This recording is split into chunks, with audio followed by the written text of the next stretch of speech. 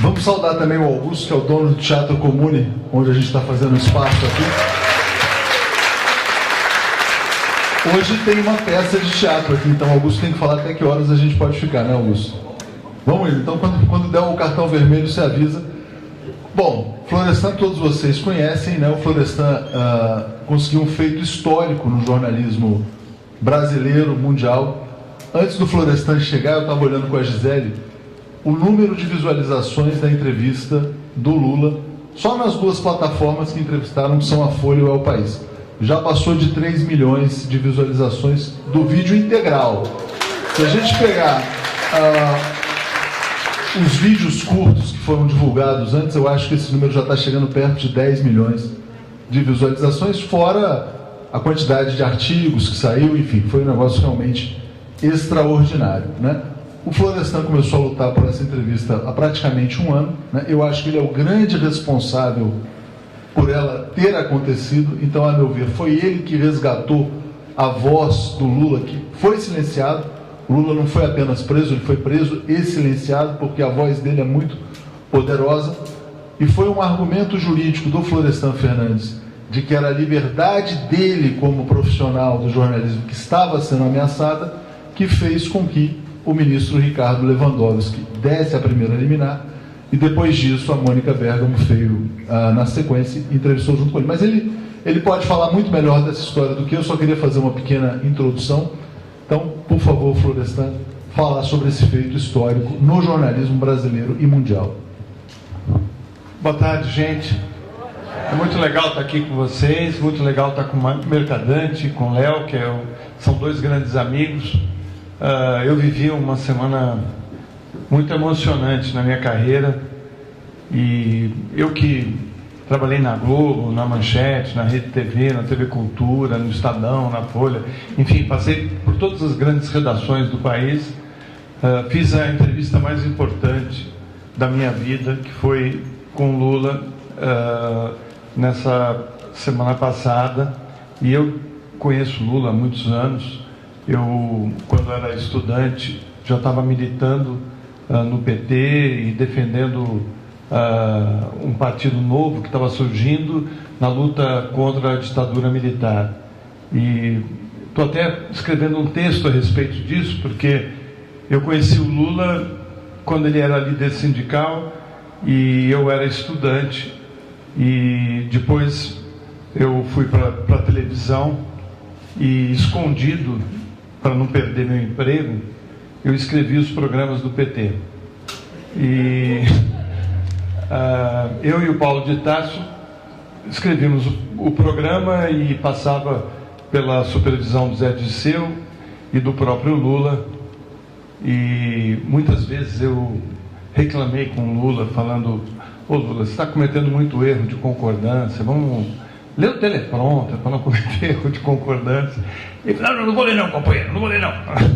E aí ele fazia do jeito dele, ele lia o texto e fazia do jeito dele, e depois o tempo me deu a sabedoria e a crítica, a autocrítica, de dizer agora que quem era um jovem estudante para dizer para o maior líder sindical do Brasil qual a maneira que ele devia dizer, ou qual a maneira que ele devia falar com a população do Brasil. Ele juntava milhares de pessoas nos sindicatos e nas reuniões na frente das fábricas, e era aquela linguagem que o povo entendia. E eu que não estava entendendo que era aquela linguagem. Mas hoje o Lula não comete um erro de concordância. Hoje o Lula chega na frente de uma câmara de TV e fala com conhecimento, não só da língua, mas também da história do país. Ele é um homem culto, ele é um homem inteligente e é o maior estadista que o Brasil já teve. E o Brasil não pode e não deve ficar com ele preso, porque nós não vamos voltar a ser um grande país com ele preso. Ele é o nosso Mandela.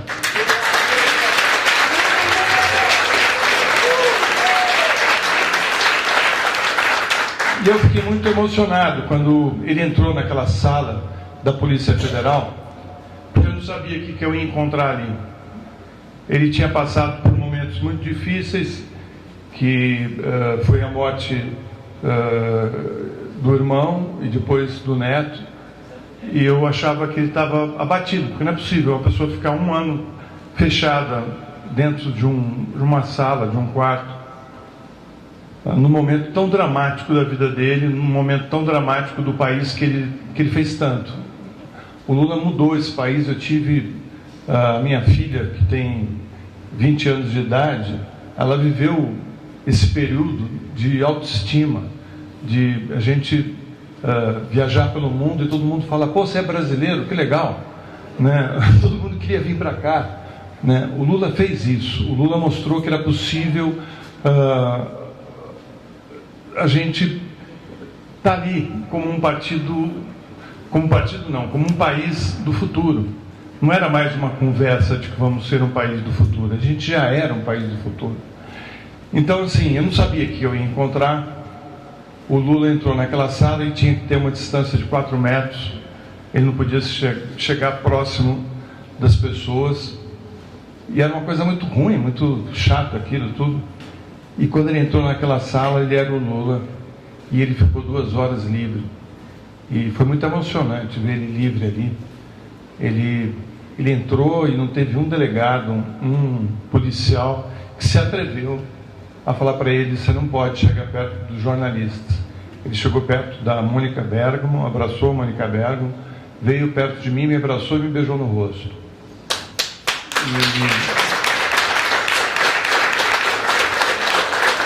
E ele não me beijou no rosto porque eu sou um jornalista que faz jornalismo chapa branca.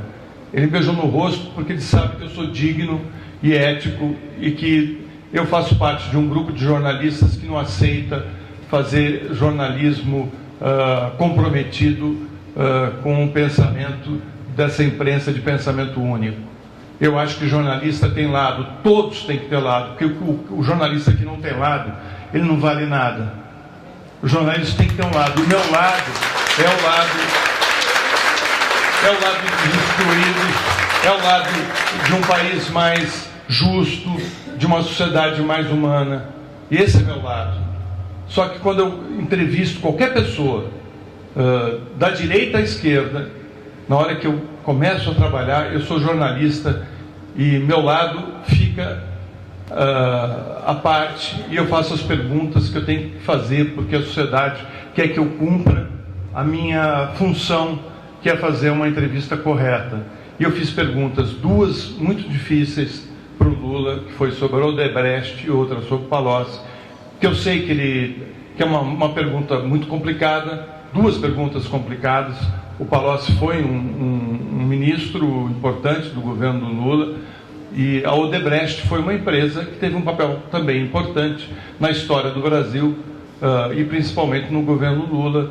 E eu sabia que eram 2 questões delicadas, e ele soube responder, e eu tinha que fazer a pergunta, e eu fiz a pergunta, né? E eu acho que isso ele deve até me agradecer, porque ele pôde explicar. Eu acho que se eu não fizesse essas 2 perguntas, eu não estaria fazendo jornalismo.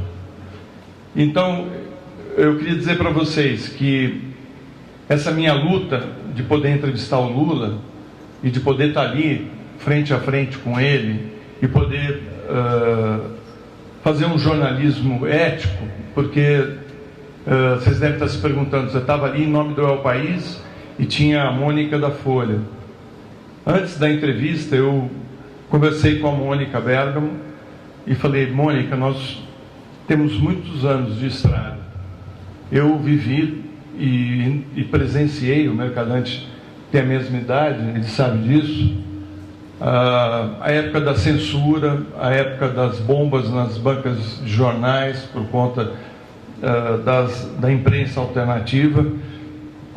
Ele sabe o quanto que a gente lutou para ter a liberdade de expressão. Eu falei para ela: Mônica, a gente não pode querer brilhar em cima dessa entrevista. Essa entrevista é histórica e nem eu, nem você temos o direito de brilhar mais do que o entrevistado. E ela falou para mim: Florestan, eu concordo plenamente com você. A gente não pode brilhar em cima dessa entrevista. Então, a entrevista que vocês viram foi uma entrevista que eu acho que serve de modelo para os jornalistas que estão começando. E muitos me escreveram falando: agora eu sei que a minha carreira pode ser correta, pode ser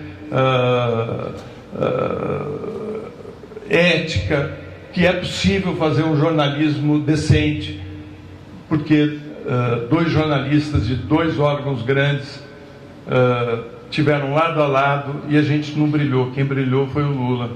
Quem brilhou foi o Carcará do sertão nordestino, que durante 2 horas sobrevoou aquela sala, né, e que durante 2 horas voou pelos céus da República de Curitiba, falando: eu estou aqui, eu estou vivo e eu tenho muita coisa para dizer para o meu povo que está aí embaixo.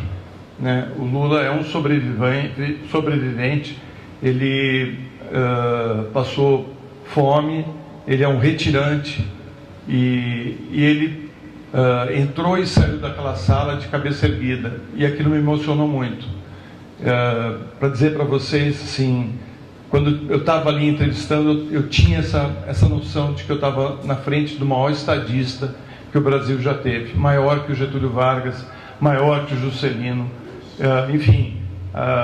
Eu fiquei muito emocionado de estar na frente dele, porque ele está ali preso injustamente. Todo mundo sabe que ele está ali preso injustamente, o mundo sabe que ele não cometeu crime para estar preso, todos vocês que estão aqui sabem disso, né? E ele não foi para o exílio, ele não fugiu, ele está ali dentro, ele não se matou. E eu falei para ele, assim, alguns dias antes, num almoço que o Léo e o Mercadante também estavam presentes, eu falei para ele, Lula, por que você não vai embora, cara? Você é preso político, eles vão te prender, porque eles querem te tirar do jogo, eles querem tirar a esquerda do jogo. E ele falou: não, eu vou porque eu sou inocente, eu vou encarar isso. Né? E ele demonstrou que, com toda a dor, né? Porque não é fácil você perder um irmão dentro da cadeia, não é fácil você perder um neto dentro da cadeia. Quando eu fiz essa pergunta para ele, foi o único momento que ele desabou na entrevista, que ele começou a chorar, e eu olhei na cara dos policiais que estavam na sala e tinha alguns deles com os olhos vermelhos. E um deles especificamente é admirador do Lula, e eu fiquei sabendo depois... Não vou dizer o nome, não. Mas, enfim, as pessoas que estão ali dentro estão vendo que o Lula é um perseguido político. E então, quando eu fiz essa pergunta, que ele baqueou, né, e não tinha como não baquear, ele rapidamente se restabeleceu, levantou a cabeça e voltou a ser o Lula, com toda a dor no peito, com um olhar de tristeza, porque ele tinha esse olhar de tristeza. Eu percebi isso, que tinha um olhar de tristeza no fundo dos olhos dele. Ele foi grande, ele foi firme, ele falou o que tinha que falar. E então, assim, como jornalista, eu tenho que dizer que foi um grande marco. E eu e a Mônica, a gente está conversando até hoje, curtindo essa entrevista, porque a gente sabe que a gente fez história e que os dois estavam ali na frente de um grande homem. E vai ficar para a minha carreira, vai ficar para meus netos, né, o registro de um perseguido político que teve a oportunidade de falar por conta de um processo jurídico, onde eu cobrei meu direito de trabalhar, o direito de entrevistar uma pessoa que milhões de pessoas gostariam de saber o pensamento dele.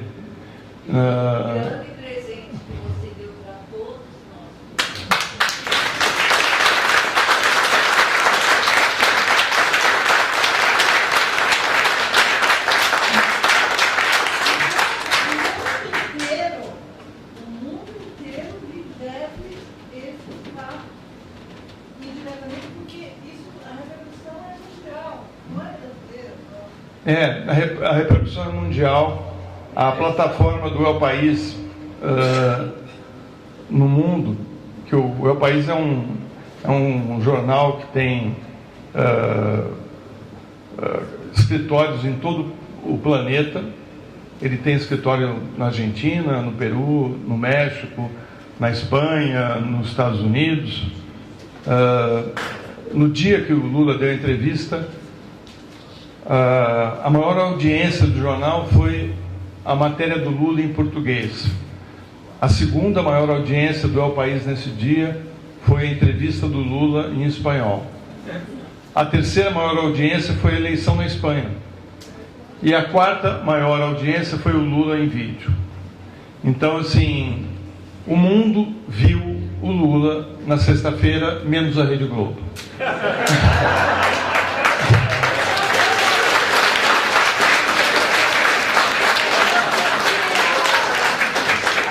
E, assim, eu acho que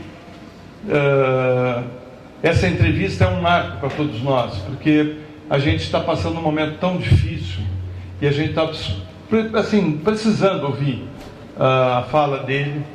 E eu acho que o Lula apontou vários caminhos, inclusive falando do Boulos, que estava aqui agora há pouco, né, como uma nova liderança.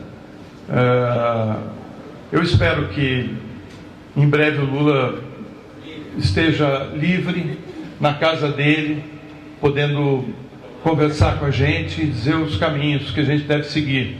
Eu não sei se vocês sabem, mas quando a Polícia Federal entrou no apartamento dele, eles rasgaram todos os estofados do apartamento com faca, à procura de qualquer dinheiro, ou documento ou joias. Rasgaram todos, sofá, colchão, e arrancaram tudo que tinha dentro dos aparelhos de ar-condicionado. E não acharam uma joia, não acharam um dinheiro, como acharam, por exemplo, nas sacolas do Aécio Neves ou do Gedel Vieira, né? Então, assim, é uma coisa incrível o sujeito ter a sua casa invadida dessa maneira e terem levado o iPad do netinho dele, o Arthur, que morreu sem ter o iPad de volta, né? O drama que é para a família, né? E eu espero que um dia a gente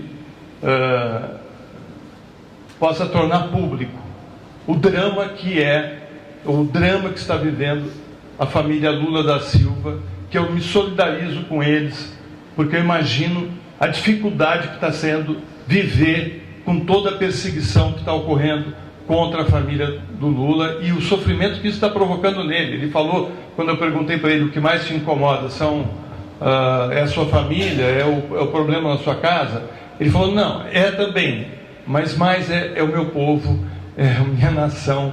Ou seja, ele sempre está com a cabeça no país dele. E quando eu entrei aqui e vi essa foto dele, né, eu lembrei do meu pai e da relação dos dois.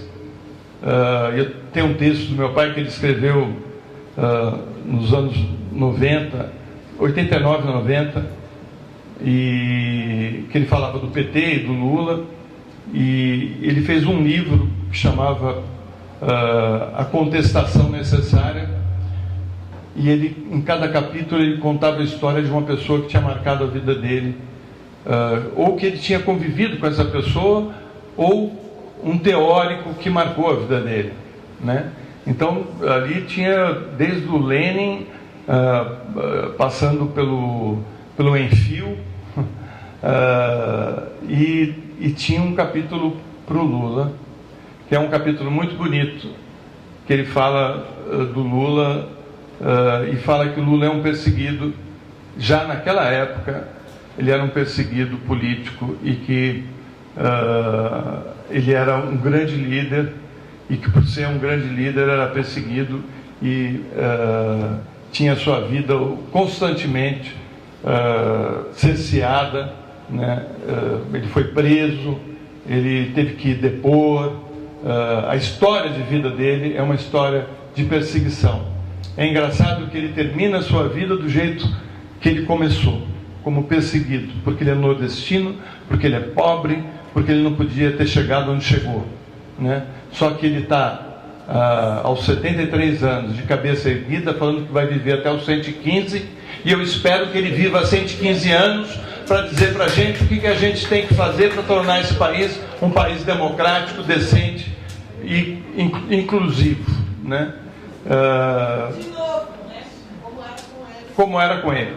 Então, assim, eu vim aqui muito a pedido do Léo e do Mercadante, porque a gente está querendo criar um espaço de convivência, e eu acho que é importante a gente se encontrar, conversar, trocar ideias, e talvez aqui no Comune seja um espaço para isso, para ler textos importantes da literatura, do teatro, para a gente discutir política, discutir cultura, porque a gente está vivendo um momento muito complicado de perseguição à cultura e à educação. E se a gente não se unir, se a gente não se encontrar pessoalmente, vai ser muito difícil, porque não dá para ser pela internet. Tem que ser cara a cara, tem que ser com coração, tem que ser com emoção.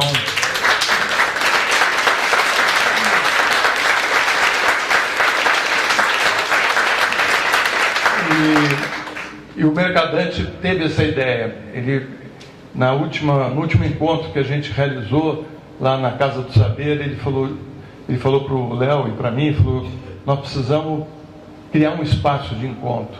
E muitas pessoas que estão aqui dentro, que viveram o regime militar, sabem da importância desse espaço de encontro. A gente se encontrava no bar, a gente bebia juntos, a gente discutia o futuro do Brasil e do enfrentamento da ditadura. Então nós temos que estar aqui juntos, porque está angustiante viver num país fascista. Quando eu entrei naquela sala na Polícia Federal, Léo, e que o delegado começou a falar que a entrevista seria feita com a minha presença e a da Mônica Bergamo, mas que teria também jornalistas que estavam sendo selecionados por eles para fazer parte da plateia, com direito à pergunta. Os advogados, tanto os meus advogados como os advogados do Lula, ficaram revoltados, começaram a gritar, e eu fiquei em silêncio. A diretora do El País no Brasil ficou nervosa, e eu falei para ela se acalmar, falei: espera um pouco, e pedi o direito à palavra, e falei para eles o seguinte, eu falei: eu nunca vi isso em 30 anos de jornalismo, eu nunca vi uma situação, nunca vivi uma situação como essa que a gente está vivendo aqui. Me deu um frio na coluna, gente. Eu falei: eu estou olhando para o fascismo, eu estou de cara para o fascismo, mas o pior fascismo, que nem na época do regime militar eu tinha visto. Era uma coisa absurda o que estava acontecendo ali. Eles tinham selecionado jornalistas da imprensa de extrema-direita para entrar dentro de uma entrevista que era minha e da Folha, que não tinha nada a ver com eles. Aquilo é uma falta de ética jornalística. Isso não existe. Como que você vai enfiar jornalistas ali sem autorização, inclusive, do entrevistado? Era para melar a entrevista, né? E aí eu falei para eles assim, eu falei: olha, vocês sabem o que é o El País? Vocês têm noção do que é o El País? Eles ficaram me olhando e eu falei assim: o El País é um dos maiores jornais do mundo. A notícia da sexta-feira, que seria a entrevista do ex-presidente Lula, vai ser ocupada pela notícia de que a Polícia Federal de São Paulo e seu chefe, que é o chefe maior, que é do Ministério da Justiça, está impedindo os jornalistas de exercerem o seu trabalho, impedindo e perseguindo um ex-presidente da República, como vem fazendo desde a prisão dele. Então, assim, o Lula não vai ser a notícia vai ser vocês. E a notícia, assim, a imagem do Brasil lá fora já é péssima, e vai ficar muito pior do que já está. E saí falando, inclusive, para a Mônica, que a gente não devia dar entrevista, que a gente não devia falar com ninguém, porque era isso que a extrema-direita queria, que a gente replicasse para criar polêmica. E os nossos advogados entraram no Supremo e conseguiram reverter a situação, e no dia seguinte a gente estava lá entrevistando o Lula e levando para propor população, não só do Brasil, mas do mundo todo, a voz de um perseguido político e do único preso político desde a democracia, né, desde a redemocratização do Brasil. Ele é um preso político. Ele está ali ilegalmente preso por uma sentença que é desprovida de qualquer prova material. É só na convicção de um juiz do interior do Paraná, né, num esquema que nós vamos no futuro talvez descobrir as ramificações, porque o processo que está ocorrendo na América Latina é um processo de destruição das economias e do seu futuro, né? Eu tenho para mim a impressão, e eu acho que o Mercadante, como um educador e um economista, deve saber melhor do que eu, a impressão que eu tenho é que eles estão aprofundando a crise para vender o nosso patrimônio. Ou seja, a conta não vai fechar, vai faltar dinheiro, não vai ter dinheiro para pagar o funcionalismo. Eu falo isso para meus amigos que são funcionários públicos. Eu falo, amigos, se preparem, porque não vai ter dinheiro para pagar o salário de vocês. E aí isso vai justificar a venda de todo o nosso patrimônio. Isso foi criado para isso? Foi criado para isso. Eu tenho essa percepção hoje. Mas enfim, eu estava comendo uma feijoada, o Léo me mandou 3 recados pelo celular, vem para cá, e aí eu larguei minha caipirinha, vim para cá conversar com vocês, estou feliz de estar aqui, e então eu vou devolver a palavra aqui para o Léo. Espero ter contado um pouco dessa entrevista histórica e ter ajudado vocês a pensar um pouco sobre o Brasil. Obrigado.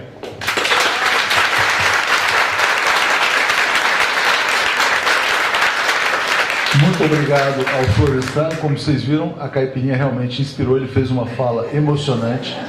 Eu recebi aqui centenas de mensagens repletas de gratidão. Precisamos fazer um elogio à cachaça também. Afinal, somos todos cachaceiros. Somos todos cachaceiros. O Florestan gosta de uma cachaça, porque eu sei, aliás, é a única pessoa que eu conheço que toma cerveja com cachaça. Quando toma uma cerveja, ele pede uma cachaça. Então, são vários. Eu achava que era só o Florestan. Eu, quando tomo cachaça, tomo cachaça. Quando tomo cerveja, mas ele me ensinou que tem um outro jeito. Eu vou te passar só para... Eu queria só sintetizar aqui. Eu vou passar para vocês fazerem questões aqui. Falar. Então, até vou chamar vocês aqui à frente para a gente captar vocês, porque a gente só está com uma câmera aqui. Eu queria agradecer muito a Janaína Mota, que se tornou membro do canal enquanto o Florestan falava. Não sei se vieram outras pessoas, porque não deu para acompanhar todos os superchats. Dizer que a gente faz esse encontro para os membros e assinantes. Então, da importância de que as pessoas ajudem a financiar o crescimento da imprensa independente. E o Florestan tem um papel importantíssimo nisso, sobre o qual eu vou falar daqui a pouquinho. Eu vou ler 2 mensagens aqui, uma para o Florestan e uma para o Lula, né? Uma da Ana Lúcia Silva dizendo: um presente à entrevista do Lula. Ninguém é capaz de dimensionar a força que ele deu a cada brasileiro desesperançado nesse país. Então, muito obrigado, Ana Lúcia, pelo comentário. E o Sebastião manda aqui uma mensagem direta para o Lula. Ele fala como se fosse o Lula comentando: te dei o pão, te dei um teto, te dei dignidade, e tu me destes a masmorra fria e a solidão. Então, obrigado ao Sebastião também. Antes de passar para o Mercadante e para vocês, que o Mercadante também quer fazer um comentário sobre o Florestan, eu só vou fazer aqui uma inconfidência. Todo mundo sabe como a entrevista do Florestan, aliás, do Lula ao Florestan e à Mônica, tocou milhões e milhões de pessoas no Brasil e no mundo. Se hoje são 10 milhões, amanhã vão ser 11, 12 e vai continuar crescendo, né? Eu também devo muito ao Florestan, porque a TV 247 só existe graças a uma sugestão que ele me deu numa padaria, ele, o Paulo Moreira Leite. Eu não conhecia o Florestan. O Paulo ficou no meu pé e falou: pô, vamos lá tomar... Eu sou sempre muito ocupado, eu estou sempre muito apressado, indo de um lugar para o outro. Tá bom, bora lá tomar um café. E fomos tomar um café, e aí o Florestan queria que a gente fizesse um programa de televisão, e começou a nascer e tal. Aí, enfim, visitamos uma sala, ele falou: pô, aqui dá para fazer um estúdio. Fez um piloto, tudo isso. A Andréa Truz, que apresento por elas, e a Nani Pérez, que também apresento por elas, já foram no nosso estúdio. Então, elas sabem que o nosso estúdio se chama Florestan Fernandes Júnior, tem uma plaquinha. E as pessoas perguntam, mas por que você homenageia uma pessoa viva? Ué, porque é uma pessoa viva que foi e é importante para mim. Né? Por que eu deveria homenagear uma pessoa morta? Se, enfim, até poderia, mas se é uma pessoa que é meu amigo, me deu uma ideia que foi muito transformadora para a minha vida. Então, vocês me conhecem. Obrigado. E aí é engraçado que aqui antes do encontro, Florestan, muita gente chega, pô, eu vejo você, tomo café com você todos os dias. Eu falei, obrigado. Então, graças ao Florestan, que vocês têm a nossa TV 247, que realmente foi muito transformadora. A gente já tinha um site consolidado, que é o Brasil 247, né?